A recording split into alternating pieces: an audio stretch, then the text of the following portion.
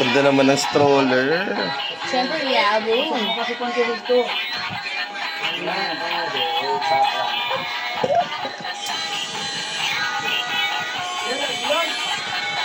Uy!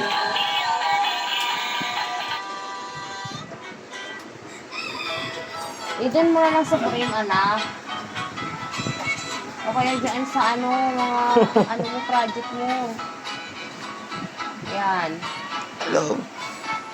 Nangyari ko sa siya titingin eh. Dito ba o doon? Hi, sis. Sino yan? Si Tito? Iba na naman yung ano. Yung anto.